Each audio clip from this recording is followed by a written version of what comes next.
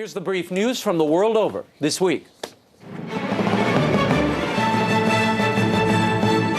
America, France, and the world are again dealing with terrorist attacks. Early Sunday, Omar Mateen killed 49 patrons at a gay nightclub in Orlando, Florida. 50 more were wounded before Mateen was killed in a shootout with police. He had pledged his allegiance to the Islamic State ahead of the attack. And in France, on Monday, a 25-year-old Frenchman with a prior terror conviction stabbed and killed 2 police officers in a suburb of Paris. The officers were a couple and parents of a 3-year-old child. The attacker was also killed. French President François Hollande said on Tuesday the stabbing was incontestably a terrorist act and that France was facing a terror threat on a very large scale. Meanwhile, in Rome, Pope Francis offered his condolences to the victims of the Orlando massacre and later appeared to weigh in on the gun control debate in the U.S. A day after the attack, while speaking before the United Nations World Food Program in Rome, the Pope lamented that weapons circulate with brazen and virtually absolute freedom in many parts of the world, while food and aid are often hindered. More on all of this and the shocking response by a Florida bishop to the Orlando attack in our next segment. And a couple of bioethical stories.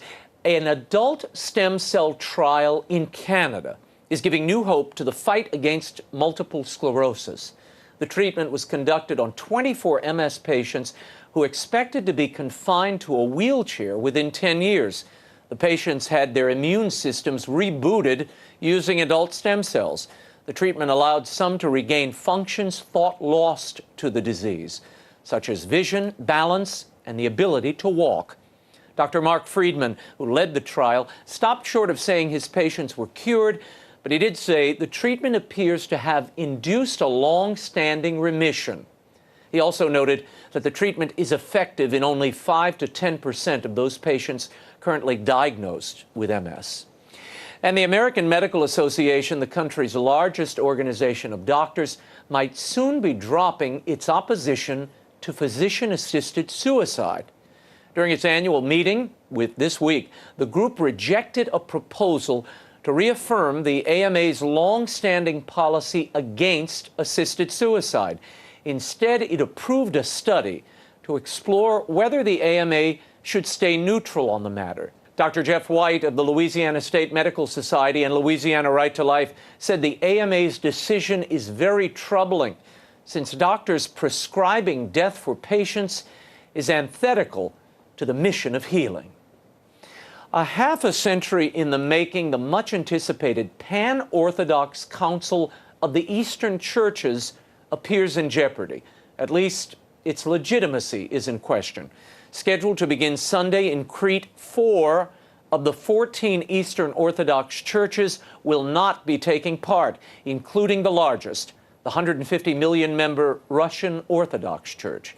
The reasons for the withdrawal ranged from the theological to the juridical. Russia was the last of the churches to withdraw on Tuesday. The Moscow Church said that it was impossible to participate because not all the Orthodox churches would be present. However, the rivalry between the Russian Church and the much smaller Greek Orthodox See of Constantinople appears to be a major factor. Some within the Russian Church have seen the Crete Council as a power grab by the ecumenical patriarch Bartholomew and a way to diminish Russia's influence, despite the Church being able to claim more than half of the world's Orthodox faithful. Indeed, left off the agenda for Crete was any discussion of the order of eminence among the respective patriarchates. And the Vatican is summoning 15 U.S. women's religious superiors to Rome to discuss areas of concern stemming from the controversial apostolic visitation of female orders that concluded in 2014.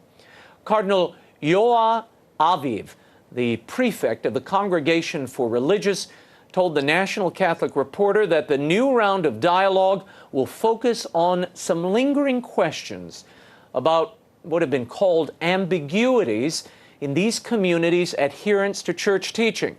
Cardinal Aviv said the discussions aimed to smooth out tensions that arose in the original investigation, giving the sisters the chance to address any unresolved issues in the spirit of dialogue. Of the 500,000 women religious worldwide, 10% are based in the U.S. And speaking of women religious, the prefect of the Congregation for the Doctrine of the Faith, Cardinal Gerhard Müller, said this week that Pope Francis's call to study the female diaconate will be largely historical, focusing primarily on the role of early female deacons in the Church. In May, Pope Francis made news by agreeing to a request by female religious to study the matter. This, of course, led to speculation and hope by some that an ordained female diaconate was in the cards. Well, Cardinal Müller has downplayed that possibility. He noted a Vatican study from 2002 that already determined that female deacons in the early Church were not comparable to the ordained male diaconate of today. And the battle over the remains of Archbishop Fulton J. Sheen intensified this week. Sheen's cause for canonization could hang in the balance.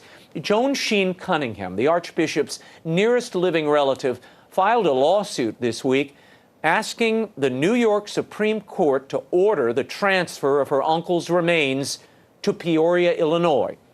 This follows years of disagreement between the Archdiocese of New York and Sheen's family about the Archbishop's final resting place.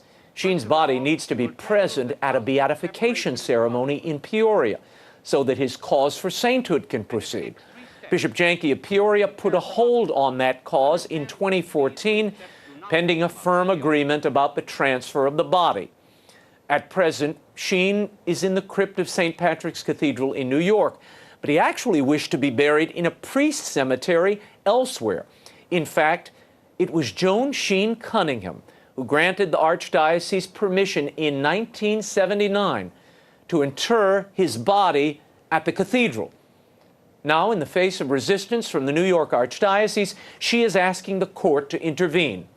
Cardinal Dolan's archdiocese, in a statement, is now saying the broadcaster's remains could be moved temporarily to Peoria for the beatification, then returned to St. Patrick's. But the 88-year-old Cunningham and the Diocese of Peoria, which is responsible for the cause, wants Sheen's remains to permanently reside at St. Mary's Cathedral in Peoria. To strengthen their case, the New York Archdiocese claims that Sheen wished to be buried at St. Patrick's. Joan Sheen Cunningham's attorneys vigorously dispute that claim and plan additional court filings in response to the Archdiocese. We'll keep you posted on the Sheen hostage situation. Hollywood is awash in sequels these days, but this one is actually anticipated for a change. It appears that Mel Gibson and Braveheart screenwriter Randall Wallace are hard at work on a sequel to the 2004 blockbuster The Passion of the Christ.